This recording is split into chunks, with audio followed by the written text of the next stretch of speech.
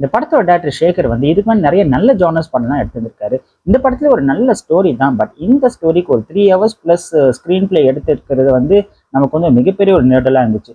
இந்த ஸ்டோரியை வந்து ரொம்ப ஷார்ட்டா காமிச்சிருந்தா இன்னும் கொஞ்சம் பிரிஸ்காவும் இன்ட்ரெஸ்டிங்காகவும் இருந்திருக்கும். என்ன கேட்டால் ஒரு 1 ஹவரே கட் பண்ணியிருக்கலாம் இந்த படத்துல அப்படின்னு தோணுச்சு. நிறைய நல்ல விஷயங்கள் காமிச்சிருக்காங்க. எமோஷனல் சீன்ஸ்லாம் நிறைய ஒர்க் அவுட் ஆகிற மாதிரி இருக்குது. பட் அந்த டிராகிங்கான இந்த ஸ்க்ரீன் பிளேனால வந்து நமக்கு அவ்வளோ வந்து அதை ரீச் ஆக மாட்டேங்குது. இப்ப இருக்கிற கலாச்சாரத்துல பாத்தீங்கன்னா வந்து வயலன்ஸ், கத்தி, குத்து அப்படிதான் மக்களுக்கு வந்து பயங்கரமா படம் பிடிக்குது.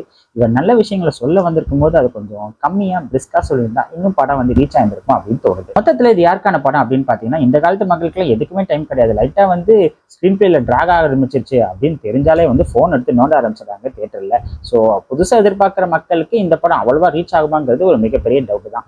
ஃபேமிலி அண்ட் நார்மல் ஆடியன்ஸ்க்கு வந்து எனக்கு நிறைய வந்து டைம் இருக்கு வாழ்க்கையில, அதனால வந்து எனக்கு ஒரு நார்மலான ஸ்லோவான மூவி படம் பார்க்க பிடிக்கும் அப்படின்னு நினைக்கிறவங்களுக்கு இது ஒரு ஆவரேஜான படமா அமையும். ஓவராலா இந்த குபேரா வந்து ஒரு ஓடிடிக்கான படமாவோ இல்ல ஒரு வெப் சீரிஸாவோ வந்திருக்கலாமோ அப்படின்னு சொல்லிட்டு ஒரு ஃபீல் இருக்கதான் செய்யுது. ஏன்னா ஓடிடியில வந்தா நம்ம அங்கங்க ஓட்டி ஓட்டி பார்த்துக்கலாம் பாருங்களேன். இந்த படம் வந்து ஓடிடியில வந்ததுக்கு அப்புறம் ஒரு mix level of audience review கண்டிப்பா இந்த படத்துக்கு இருக்கதான் செய்யும். ஆக மொத்தத்துல இந்த குபேரா சொல்ல வேண்டிய விஷயத்த ஷார்ட்டாவும் பிரிஸ்காவும் சொல்லி இன்ட்ரெஸ்டிங்கான ஸ்கிரீன் பிளே வச்சிருந்தாங்கன்னா இந்த படம் கலெக்ஷன் வேட்டையில ஒரு மிகப்பெரிய குபேரனா மாறி இருக்கும். இந்த பிச்சைக்காரங்களுக்கெல்லாம் அட்ரஸ் எங்க இருக்கு? அவனை எப்படி கண்டுபிடிக்கிறது?